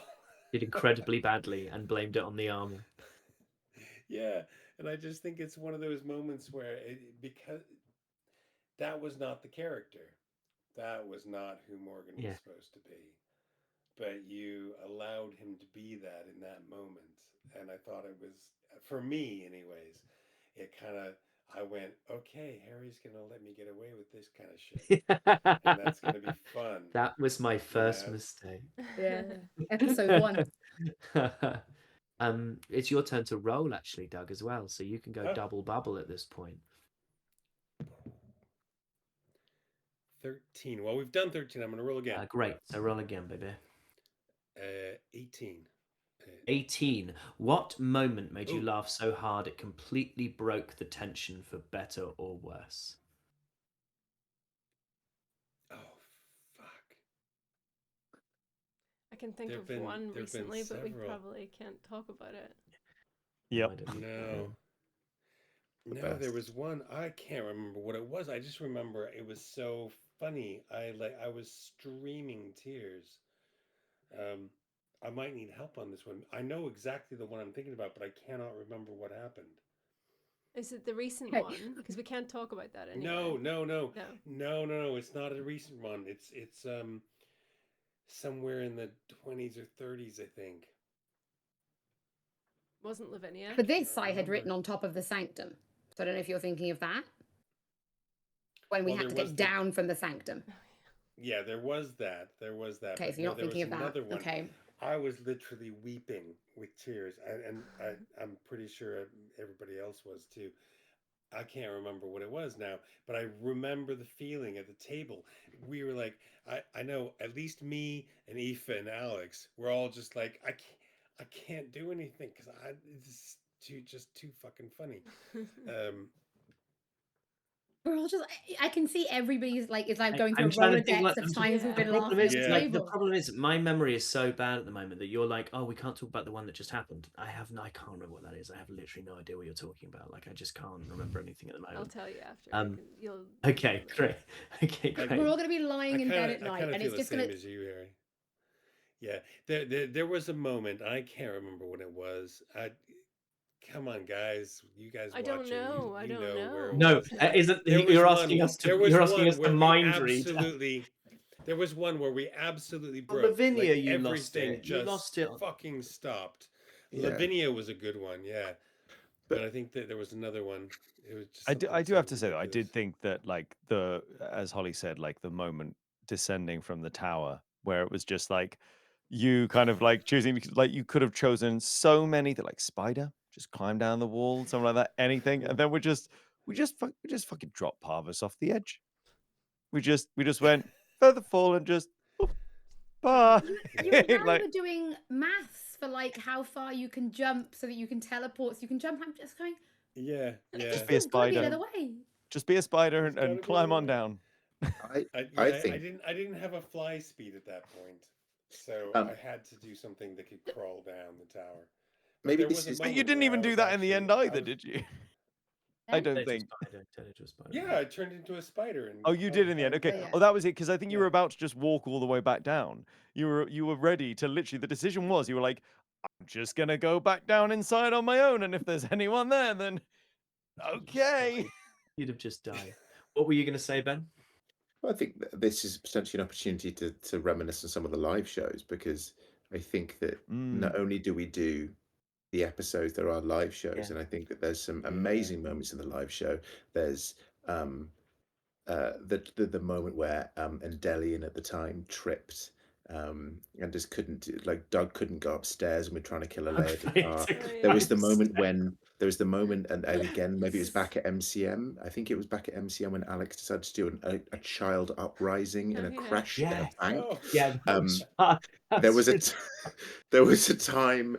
There was there was so much there was the time when we our most recent trip when we decided to do the flying What? V I know what you Naruto meant. What, run. God, what did you call Trapeze yourself? boy, Trapeze boy. trapeze boy. Trapeze Yes. boy. Really? Like I think the live shows that we do, other than just the stuff, like accentuate the insanity that we have, and that isn't necessarily indicative of how we'd like all live shows to be. Sometimes you have to be more big because you have to be bigger because of the size of the venue and how much external noise. I Yeah, you're think a lot of it. fighting. I think there is a difference between the show and the live shows, Yeah. and but I think the moments from the live shows creep in, and what I really appreciate about us, Doug in particular, is like how we're insane before we do the improv. Like our intros are insane. Like what things cut through. I'm like, I don't know, whatever we say for 8 minutes before we even start. The sock puppets, like what the fuck? But then the improv is serious. We take the world seriously. And I really love Yeah. how we're able to, and we're more freely doing that in those moments of taking it apart. Because, like, Doug, you're right. What moment did we laugh? Like, I don't know, probably all of it, every Yeah. episode that we've done since episode one. Um, it's a huge amount of fun.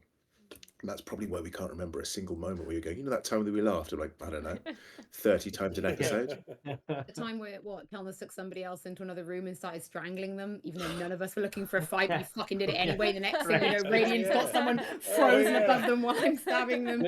I think he summoned an earth elemental in response to you trying to strangle him with your bare hands. And You were then- like, and I then- remember you saying time to me, we- I remember you saying to me, no, but I'm trying to Yeah.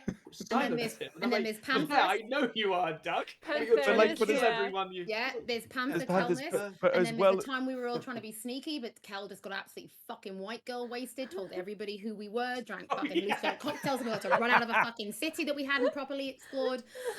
There's the time he had to fuck it with a big stick. There's the time he called everyone pussies for no reason. Pussies. There's the time, do you know what I mean? Like, and by the way, You you're in the abandoned cities of the gods, fucking pussies. Like, what are you doing? All of these, by the way, within about a 4-episode kind of Yeah. Yeah, they range. were it so close was together. in that moment though when Doug went one just like absolutely beat the shit out of that person, right? And then literally the immediate interaction afterwards, he goes, "We don't want to spill any blood." Technically didn't. Technically Doug, set him on because fire. Because Burned you him know alive. Exactly that. Exactly Because that. he burned him alive. Isn't that happening at exactly the same time that Dolly's outside having like a romantic Yeah. moment? Drinking wine under and the looking at the stars? moon. Yeah. Drinking wine and The looking at the episode moon. is Yeah. called Blood, Wine, and Moonlight. Yeah. Oh, I know a moment that was absolutely insane was obviously me blowing Carl's head off Oh, yeah. with Mind Spike. That's the Roll to kill heart because Carl. obviously it's awful. It's awful. He It's told you about awful. his dreams for his daughter. You're just a, 11 He was just a HP. humble shoemaker. it both Oh. implodes and explodes. 3d8. There was no way. What did you think was gonna happen? I The thought it was maths gonna didn't be- math. He was a commoner. He had 10 HP. It's literally 3d8. it's the fucking Boba Fett Sonic charge just going. Like- Yeah. I had a plan. Oh. I had a plan. No, you didn't. You had an idea, I not had a plan. Concepts of a You plan. had you had an idea. It not was a an plan. idea. Concept of the It was. plan. I think if we could sum up the first 50 episodes, at least in some ways, it would be with the 4 words. I had a plan. I had a plan. Yeah. Yeah. I had a plan. No, you didn't. Right, Ben, roll your die. I and just then we rolled it will- Oh, what you get? true to form, and that one. Hey. What is a moment Oh. from the campaign that might has the oh we had this one already? No. That No. might have felt small at the time but has stuck with you far longer than you expected. Oh, I think it's just repeated somewhere else. But I know what Oh, it is is, it? and it's like Challenge me. it's actually it's for me it would be the moment where Cal is teaching us how to carve spoons. Oh I think yes. it's super special, and I think it was such high tension at the time. Yeah. And I mean everything regarding spoons in general have kind of become our thing, and it's Yeah. so silly, and in any other context it just kind of wouldn't make sense. But it's how they have consistently become, and as they continue to be, incredibly important for the bigger beats. But I think that moment is lovely because it was again a way Kel found to bring everyone together in that moment and teach us something that isn't fighting. And I really love that moment. Yeah. I think it's beautiful, and it continues to stick with me. Mm. And I think that the legacy of that moment continues to kind of pervade everything that we do as a group, of like, no matter how hard things get, ultimately this is us, we're the most important thing. Yeah. So yeah, that. Yeah, wonderful. So we have a few questions left. Shall we just literally quick fire them person by person? Mm-hmm. So Alex, you get Mm. number 3. We'll just go in numerical order. What was the moment when your understanding of your own character changed the most? I think it was the moment he first spoke in Kobold Draconic. And it was just that Yeah, moment where I was like, I always knew that he would talk more free flowing and more, less sort of Mm. broken up and staccato, and with a sense of actual clear identity and thought. But I didn't quite know that he was just in that moment. It just kind of happened. I was like, well, yes, I think actually he's quite verbose. I think he's probably quite articulate. And so I think yeah, that sort of realization of the guy that lay inside, like that, the sort of the heart of this gobstopper, that like, very sweet and will take a fucking long time to get to the center and figure out what's there, but it's fundamentally different from the outer shell. yeah. He's such a great. Yeah, you're playing a marvelous character. Moving through I'm next, right? And I get, what scene made you feel the most emotionally invested, even if it wasn't a big dramatic moment on paper? It's quite a tricky one, this. Mm. What do I think of as something where I go, oh yeah, okay, that's fundamentally this is big, this has ended up mattering. I think I'm tempted to say it was when you met um Paddy the Baker and everyone on the way down to Mouse. I think it was the first time you were going and doing something that the outside world would have seen as heroic, and the first time you almost had to step into that, like they were glad to see you and the people were comforted by you, and it was just a little something to essentially make you feel like you'd walked for multiple days before you got where you were going to keep the world big enough. But it was, and I think they brought you food, and Yeah.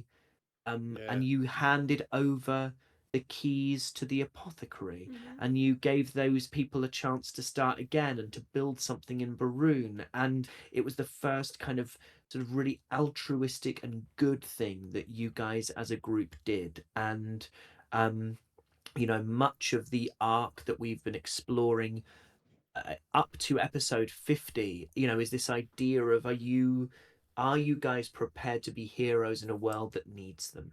And actually I think this was the first moment that possibility really looked feasible. um Mm. let's go on to the next one, which is Holly. You get, looking back, what do you think your character has lost and what have they gained in its place? I'll keep this really top line then to keep things moving. They lost Endelian and got back Elowyn, but it's like she's having to learn to walk again because it's been that long. Ooh, very bloody nice. um we can't talk about it. We had an amazing realization about your character off camera that I think is very, very cool, but it's never come up in so I want that to happen at the table. um the next question that we have is for Aoife. What is something your character believes now? Oh, this is such a good one for Dolly to get, Mm. that they absolutely would not have believed in episode 1. Well, that escape from the web is possible for starters. Yeah.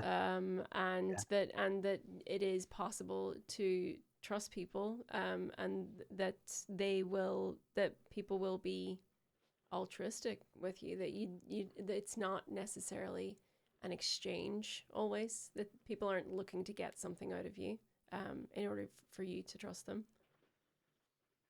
I think. Yes, that's been the trick. Yeah, that's harder for her than, it's been Mm-hmm. harder than her for anyone than her. Oh goodness, you know what I mean.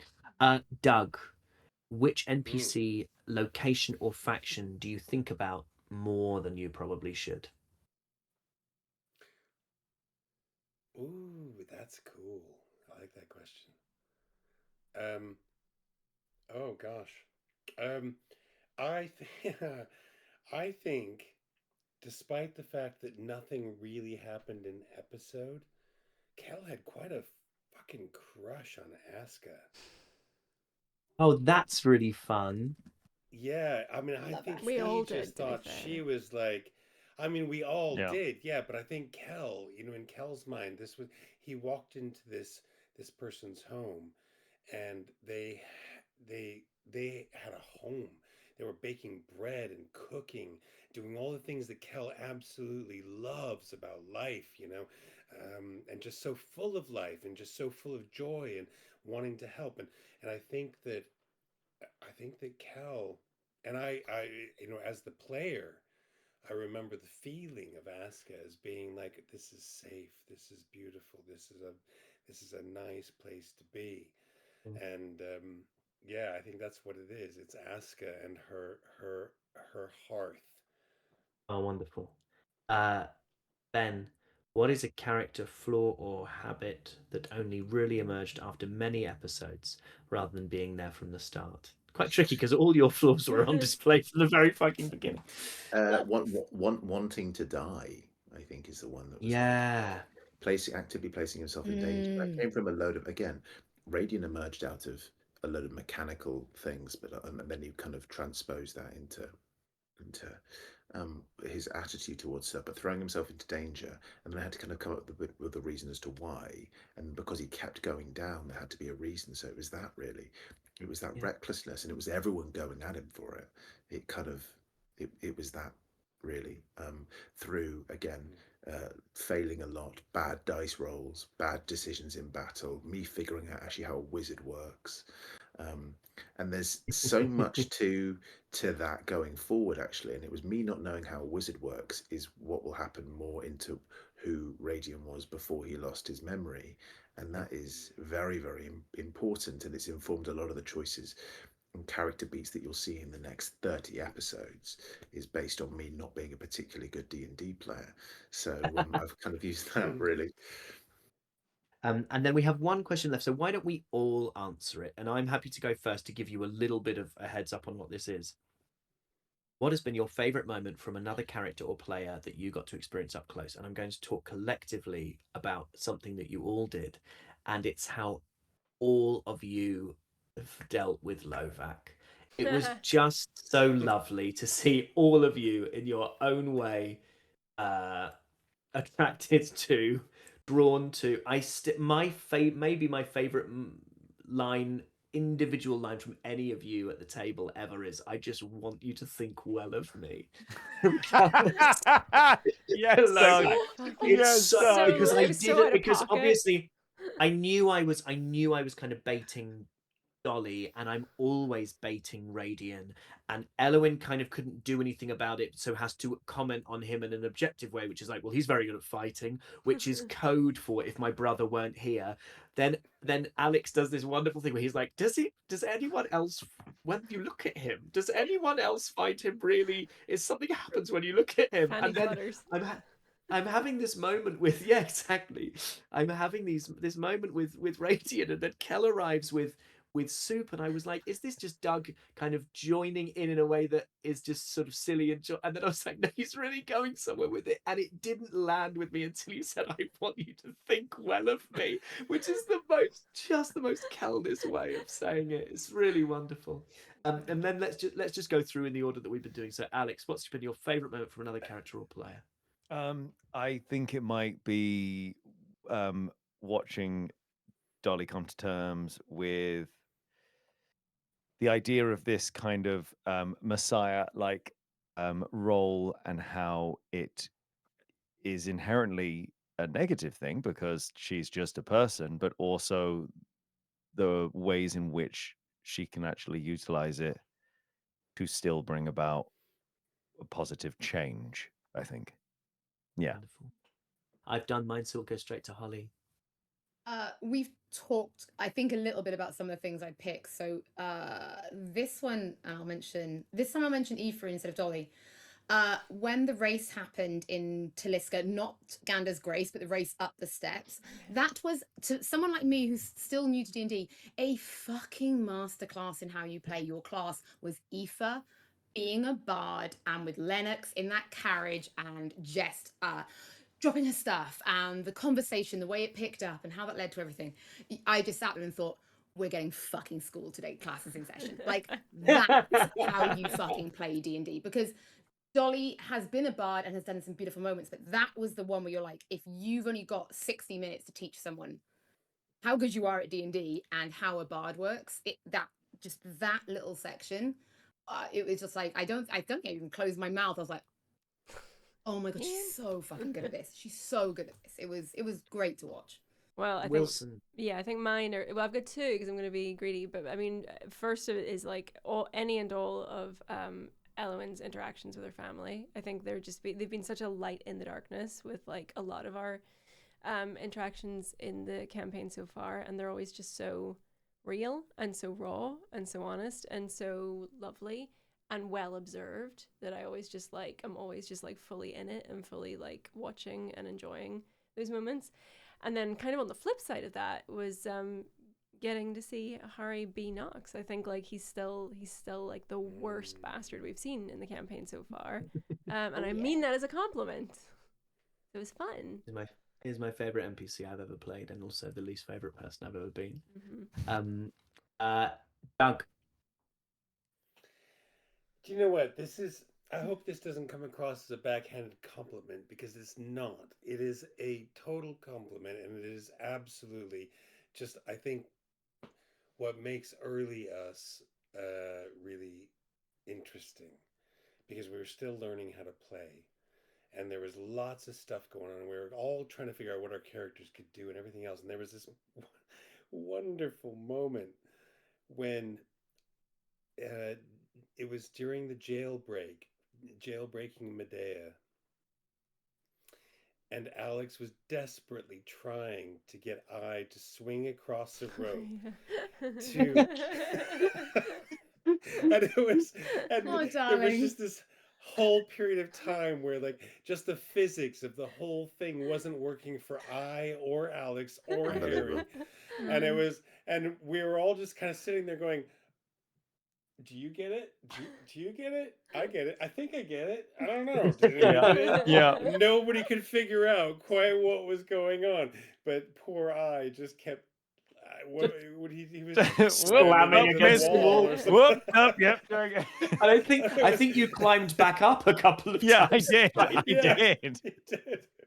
And it was such a beautiful moment, because it was at that point in time so I. And also so Alex, and by extension, so us. Because we were all going, how the fuck does this work? Oh my god, what can we do? What can't we? So true. And Ben, take us home. Mine is a non-canon moment that became a canon moment, is when we did our sponsored Dream of the Dragonborn. And I love it so much because Doug couldn't be there. We were all so sad that he wasn't there.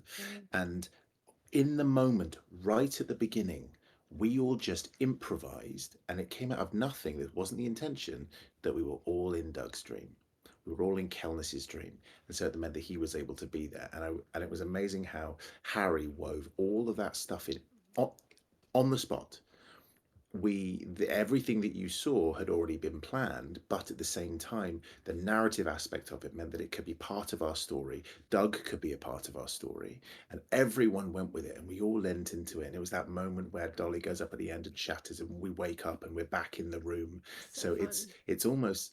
Yeah, and it was the fact that Doug was still at the table because Harry was doing a very good impression, and how much we all lent into it. And again, we didn't min-max that fight. We did quite badly in the fight, but because we all just thought that like it might be Kelnis there.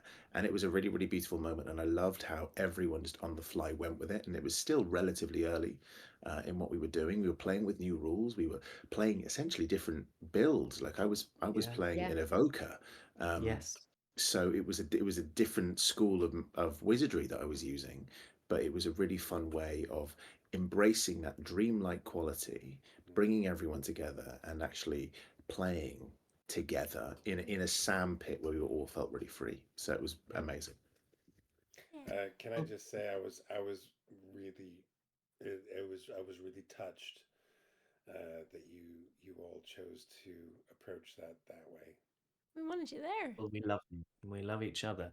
Um, that is us. That is our retrospective look back at our first 50 episodes. And in all sincerity, the one of the most exciting things about 50 episodes and 50 episodes landing where it does, us able to move into our own space and to continue this story is, I think for the first time I really have a sense that we are going to one day finish this campaign, and that is a frightening, painful thing in so many ways, but it also represents an extraordinary undertaking and an achievement potentially that we will have all kind of walked down this road together. And that would be wonderful if it was a home game, and it feels like a home game because we're playing with our friends, but it's not a home game, and it's not a home game because of all of you who have been watching and subscribing and sharing and interacting and seeing us at conventions and supporting us on Patreon and spreading the word and buying the merch. And genuinely, the world exists and the world can grow because you are putting as much energy and love and time into it as we are.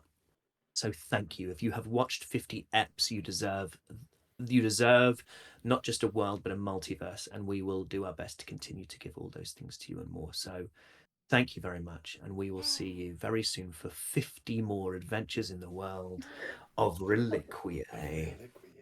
Bye, everybody. D&D. Bye. D&D, D&D, baby! baby.